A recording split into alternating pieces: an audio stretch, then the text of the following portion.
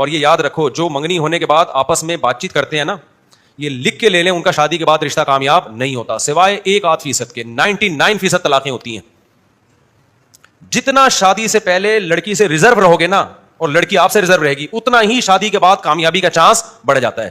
اور جتنا شادی سے پہلے فری ہو گئے, اتنا شادی کے بعد طلاق کا ریشو بڑھ جائے, طلاق کا چانس بڑھ جائے گا. گوروں میں طلاق کا ریشو زیادہ ہے یا نہیں ہے؟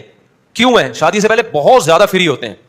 ہندو بھی بہت فری ہوتے ہیں لیکن تھوڑا کم ہوتے ہیں, لہذا ان میں طلاق کا ریشو گوروں سے کم ہے, ہم سے زیادہ ہے. ہمارے ہاں جہاں بالکل پابندی ہے فری ہونے پر, وہاں طلاق کا ریشو نہ ہونے کے برابر, اور جہاں جتنا فری ہے وہاں طلاق کا ریشو اتنا زیادہ ہے.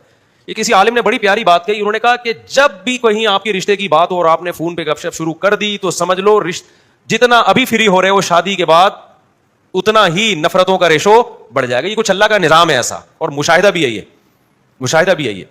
اور اس کی ایک لاجک بھی ہے. دیکھو شادی سے پہلے ملاپ نہیں ہوتا, اور اگر ہوتا بھی ہے تو مجرمانہ قسم کا ملاپ ہوتا ہے, وہ زنا ہوتا ہے. وہ اس میں ویسے ہی مرد کا بیوی پہ اعتماد اڑ جاتا ہے کہ آج بغیر نکاح کے جو مجھ سے مل رہی ہے, جب خدا سے نہیں ڈرتی ہے تو ہو سکتا ہے کل اس کو وسیم پسند آ جائے, کل اس کو ستار پسند آ جائے. وہ اس کے ہر فون پہ شک کرے گا, ہر جگہ اس کو عورت بھی شک کرے گی کہ زانی ہے یہ. تو کیا بات ہے کہ کل یہ کسی اور لڑکی سے بھی تعلق قائم کر سکتا ہے, کیونکہ شریعت روک رہی تھی نا آپ کو. جب شریعت کو آپ نے دھجیاں اڑا دیں تو پھر تو آپ کی خواہشات ہیں. تو جو اسلام تو یہ کہتے ہیں منگیتر بھی سے ریلیشن کرو گے تو وہ بھی زنا ہے, کسی اور عورت سے ریلیشن کرو گے تو وہ بھی زنا, اور دونوں زنا میں کوئی فرق نہیں ہے. تو جب آپ نے خدا کو بیچ سے نکال دیا تو اب کس بیس پہ عورت آپ پہ ٹرسٹ کرے گی؟ تو پہلا عذاب ان دونوں کمبختوں پہ یہ آتا ہے کہ نکاح کے بعد شک کرتے رہتے ہیں. اس دن 9 نمبر سے کال آئی, میری بیگم پتہ نہیں کون ہے, وہ چھپا رہی ہے, یہ اس کے نمبر, یہ اپنے نمبر چھپا رہا ہے. ساری زندگی ان کی چھپن چھپائی میں گزرتی ہے, کوئی ٹرسٹ ورسٹ نہیں ہوتا. ایک عذاب میں دونوں نے اپنے آپ کو ڈال دیا. تو ایک تو یہ وجہ ہوتی ہے. دوسری وجہ یہ ہوتی ہے کہ محبت جذباتی بہت ہوتی ہے اس وقت, اس میں میچورٹی نہیں ہوتی. منگیتر کے ساتھ جو محبت ہوتی ہے نا, میچور نہیں ہوتی, جذباتی ہوتی ہے. کھانا جب ہانڈی پکتی ہے نا, تو جب کچی ہوتی ہے تو کیسے جوش مار رہا ہوتا ہے نا, وہ ہانڈی ابل رہی ہوتی ہے. جب پک جاتی ہے تو اس میں کیا آ جاتا ہے؟ ٹھہراؤ آ جاتا ہے. تو یہ محبت کچی ہوتی ہے لیکن جوش اس میں بہت ہوتا ہے. اس میں بڑی بڑی باتیں گھنٹوں گھنٹوں فون پہ لگے ہوئے, ایسا لگتا ہے ایلفی سے چپکا لیا ہے.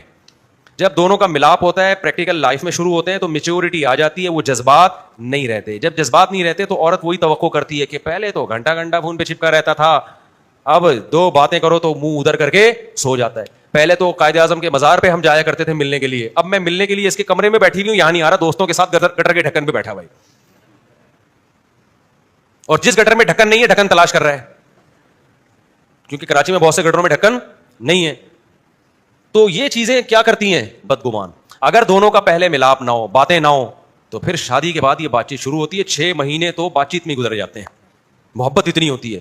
اس کے بعد دونوں کے جذبات آہستہ آہستہ ان میں میچورٹی آنا شروع ہوتی ہے. عموماً اس دوران حمل بھی ٹھہر جاتا ہے. تو مرد پھر اس کو اس نیت سے نہیں دیکھتا صرف کہ میری بیوی ہے, بلکہ اس نیت سے بھی دیکھنا شروع کر دیتے ہیں میرے بچے کی کیا ہے, ماں ہے. اور آپس میں اعتماد بھی ہوتا ہے. عورت کو پتا ہوتا ہے اس نے مجھے فری نہیں کرایا تو کسی اور عورت کو کہاں سے فری کرائے گا, میں تو منگیتر تھی, اب کیا ہو گیا.